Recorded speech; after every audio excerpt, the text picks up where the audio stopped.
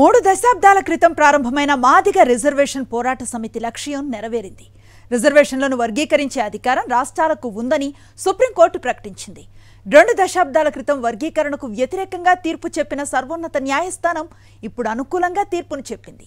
రాష్ట్రాలు రాజకీయ, ఆర్థిక, సామాజిక పరిస్థితులకు అనుగుణంగా నిర్ణయాలు తీసుకునే వీలుంది. బీజేపీ సహా అన్ని రాజకీయ పార్టీలు వర్గీకరణకు మద్దతునిచ్చాయి. ఉమ్మడి రాష్ట్రంలో ఎస్సీ వర్గీకరణకు మద్దతునిచ్చిన టీడీపీ విభజన తర్వాత ఉద్యమానికి మద్దతు ఇవ్వకపోవటానికి రాజకీయ కారణాలు అనేక ఉన్నాయి. వర్గీకరణ ఉద్యమంపై కేఎస్ఆర్ విశ్లేషణ ఇప్పుడు. మాదిగ రిజర్వేషన్ పోరాట సమితి లక్ష్యం నెరవేరింది. పట్టు వదలకుండా కృషి చేస్తే ఎప్పటికైనా అనుకున్నది సాధించవచ్చని ఈ ఉద్యమం రుజువు చేసింది.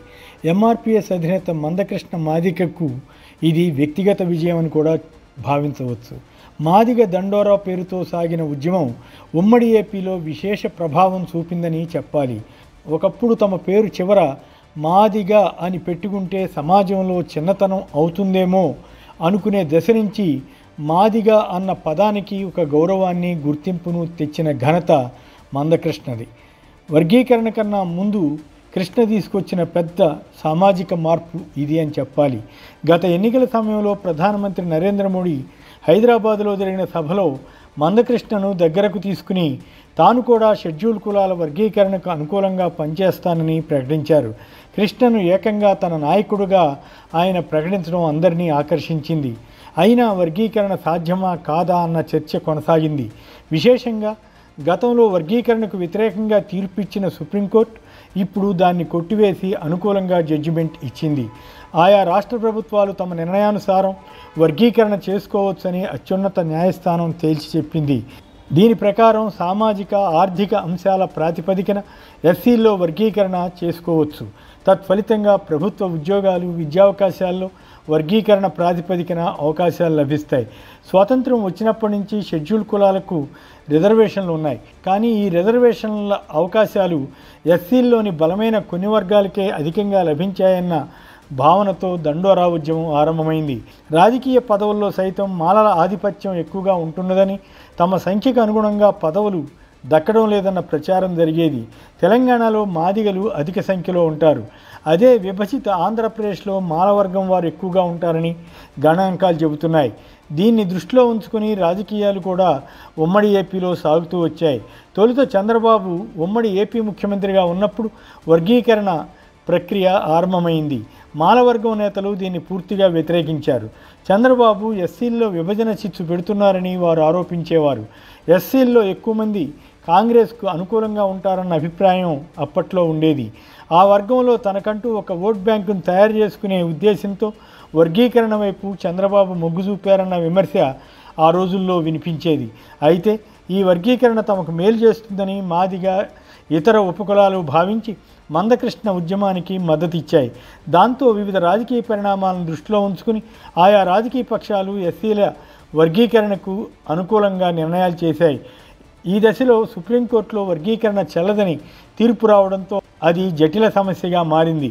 ఆ తరుణంలో ఉమ్మడి ఏపీలో వైఎస్ రాజశేఖర రెడ్డి ప్రభుత్వం వర్గీకరణకు అనుకూలంగా శాసనసభలో తీర్మానం చేసింది.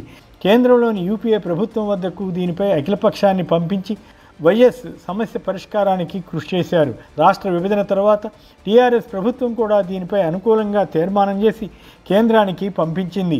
బీజేపీ అగ్రనేతలు దండోరాకు మద్దతు ఇవ్వడంతో ఇది ఒక రకంగా కొత్త రూపు దాల్చిందని చెప్పాలి. సీనియర్ నేత వెంకయ్యనాయుడు, ప్రస్తుత కేంద్ర మంత్రి కిషన్ రెడ్డి వంటి వారు కృష్ణకు సహకరించారు. ఎన్నికల సమయంలో ప్రధాని మోడీ తాను ఎస్సీల వర్గీకరణకు అనుకూలంగా ఒక భారీ సభను నిర్వహించడంతో ఈ ఉద్యమం కొత్త మలుపు తిరిగింది. ఆ తర్వాత కేంద్ర ప్రభుత్వం కూడా వర్గీకరణకు అనుకూలంగా నిర్ణయం తీసుకుని కోర్టుకు తెలిపింది. ఒకసారి సుప్రీంకోర్టు నిర్ణయం అయిన తర్వాత తిరిగి కేసును ఓపెన్ చేసి కోర్టు విచారణ జరపడం సంచలనమే అని చెప్పాలి. తదుపరి 2 దశాబ్దాలకు సుప్రీంకోర్టు తన తీర్పును మార్చుకుని వర్గీకరణపై రాష్ట్రాలకు అధికారం ఉందని తేల్చడంతో ఇది ఒక కొలిక్కొచ్చినట్లయింది. ఇక్కడ గమ్మత్తైన విషయం ఏమిటంటే, ఒకప్పుడు రాజకీయ లక్ష్యంతో ఉమ్మడి ఏపీలో రిజర్వేషన్లకు అనుకూలంగా నిర్ణయించిన టీడీపీ రాష్ట్ర విభజన తర్వాత దాని జోలికి వెళ్ళలేదు. 2014 టర్మ్లో విభజిత ఏపీలో చంద్రబాబు నాయుడు ముఖ్యమంత్రిగా ఉన్నప్పుడు అమరావతి ప్రాంతంలో మాదిగ దండోరా ఉద్యమానికి అనుమతి ఇవ్వలేదు. దానికి కారణం ఏపీలో మాలవర్గం వారి ప్రాధాన్యత అధికంగా ఉండడమే అని భావిస్తారు. ఇప్పుడు అందుబాటులో ఉన్న లెక్కల ప్రకారం వర్గీకరణ చేస్తే ఉద్యోగ అవకాశాల్లో రిజర్వేషన్లు కల్పిస్తే సరిపోతుందా లేదా అన్నది చూడాల్సి ఉంది. కాగా ఎస్సీ వర్గీకరణపై సుప్రీం తీర్పును తెలంగాణలోని రాజకీయ పక్షాలు తమకు అనుకూలంగా మార్చుకోవడానికి తమ వంతు ప్రయత్నం సాగించాయి. తెలంగాణ ముఖ్యమంత్రి రేవంత్ రెడ్డి శాసనసభలో ఒక ప్రకటన చేస్తూ తమ రాష్ట్రం వెంటనే దీన్ని అమలు చేస్తుందని ప్రకటించారు. సుప్రీంకోర్టులో సీనియర్ న్యాయవాదిని నియమించి కేసును బలంగా వినిపించడం వల్లే తీర్పు అనుకూలంగా వచ్చిందని కాంగ్రెస్ మంత్రి దామోదర రాజనరసింహ హర్షం వ్యక్తం చేశారు. మరో నేత కడియం శ్రీహరి టీడీపీ, కాంగ్రెస్, టీఆర్ఎస్ ప్రభుత్వాలు మూడూ కూడా వర్గీకరణపై తీర్మానం చేసిన విషయాన్ని గుర్తు చేశారు.